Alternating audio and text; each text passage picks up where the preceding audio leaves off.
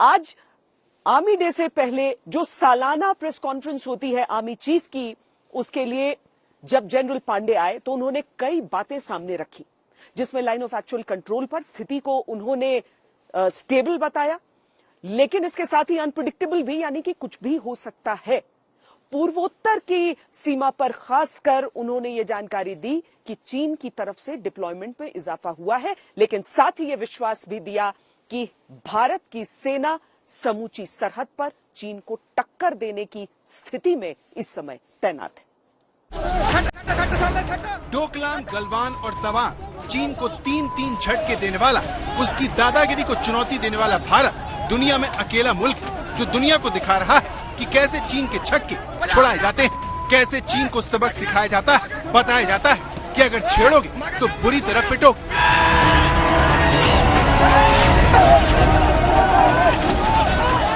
तवांग में चीन को पीछे खदेड़ने के बाद ये वीडियो जबरदस्त वायरल हुआ, जिसने दुनिया को दिखा दिया कि कैसे विस्तारवादी चीन को काबू किया जा सकता है। Never has anybody challenged them, and they never ever suffered casualties. For them, it was a very low cost, no cost option. Without doing anything and without suffering any casualties, they were gaining whatever the aims were being achieved. This is the first time that they got that झटका. चीन Taiwan को रोज आंख दिखाता है, लेकिन उसका दोस्त America उससे सीधे टकराने से बचता है। जापान के द्वीपों पर चीन घुसपैठ करता है। दक्षिण चीन सागर में कृत्रिम द्वीप बनाकर चीन अपने छोटे पड़ोसियों पर दादागिरी करता है, लेकिन एक भी देश ड्रैगन को मनमानी करने से नहीं रोकता। डोकलाम से गलवान और फिर तवांग, हिंदुस्तान को दुनिया ने न सिर्फ चीन को रोकते हुए देखा, बल्कि भारत चीन की कमजोर नस को दबाने का मंत्र दुनिया को सिखा रहा है।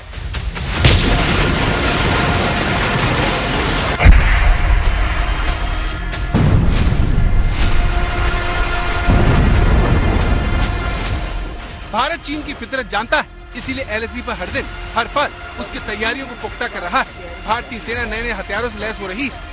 चीन से तनातनी के बीच आर्मी चीफ मनोज पांडे ने ऐलान किया है कि भारत चीन की हर साजिश का मुंहतोड़ जवाब देने को तैयार है। नई दिल्ली में 15 जनवरी को मनाए जाने वाले आर्मी डे से पहले होने वाली प्रेस कॉन्फ्रेंस में सेना प्रमुख जनरल मनोज पांडे ने कहा, देश की उत्तरी सीमाओं पर हालात काबू में, लेकिन अप्रत्याशित है, यानी यहाँ हालात कभी भी बदल सकते हैं। उन्होंने कहा कि हमें 7 बेहद गंभीर मुद्दों में से 5 को हल करने में कामयाबी मिली है। सैन्य और राजनयिक दोनों लेवल पर बातचीत भी जारी है।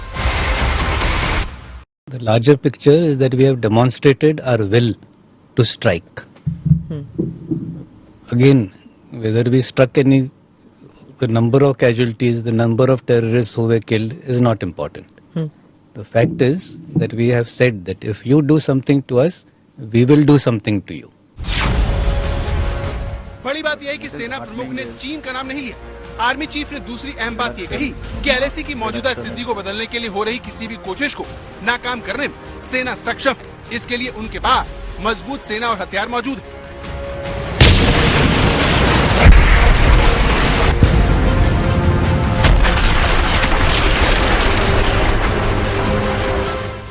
Firm and resolute manner with our soldiers who are deployed along the LAC. I think we have been able to maintain a very robust defensive posture and prevent any attempts from our adversary to unilaterally change the status quo in a firm and resolute manner. महामारी के बाद जिस तरह से चीन ने LAC पर धोखा दिया, उसके बाद से इंडियन आर्मी किसी भी स्थिति के लिए खुद को तैयार कर रही है। इसी सिलसिले में हाल ही में भारतीय सेना को प्रलय मिसाइल से लैस करने का फैसला किया गया, जो चीन और पाकिस्तान के खिलाफ तैयारियों को पुख्ता करेगा।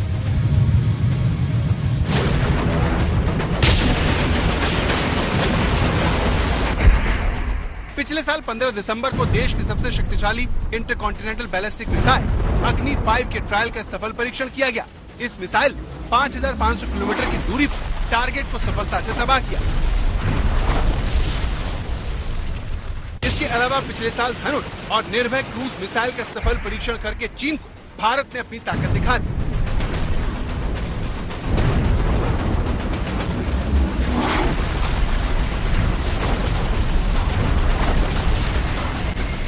चीन के खिलाफ ये तैयारी सिर्फ हथियारों तक सीमित नहीं है।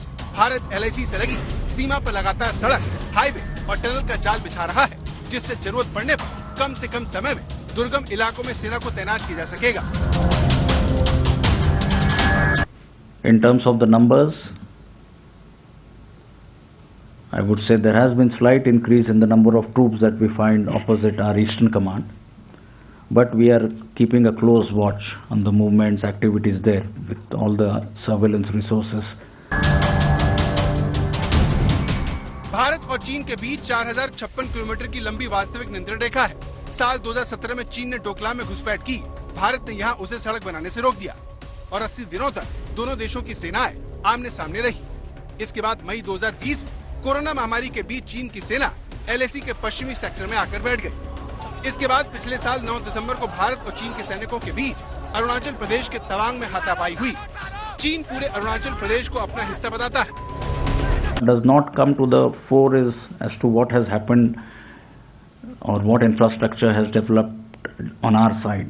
You are also aware of the frontier highway measuring total of 1800 kilometers, which will connect the various valleys, especially in the state of Arunachal Pradesh, is something which the plan has been re-energized, the funding has been assigned.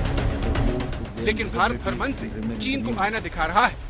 चीन का नरम पड़ना ही बताता है कि भारत की तैयारियों के नतीजे मिलने लगे हैं। ग्राउंड सिचुएशन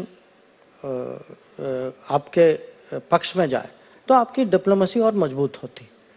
तो उसके बाद जो भी उनके साथ जो बातचीत जो हो रही है और उसके कुछ परिणाम निकले हैं, पूरे नहीं निकले, अभी भी बातचीत जारी है, इसीलिए निकले हैं क्योंकि हमारी डिप्लॉयमेंट हुई है। पिछले साल कम्युनिस्ट पार्टी ऑफ चाइना के सम्मेलन जिस तरह से इस अहम मंच पर गलवान झड़प में शामिल रहे, चीनी सेना के कमांडर कुई फाबाओ को बुलाया गया।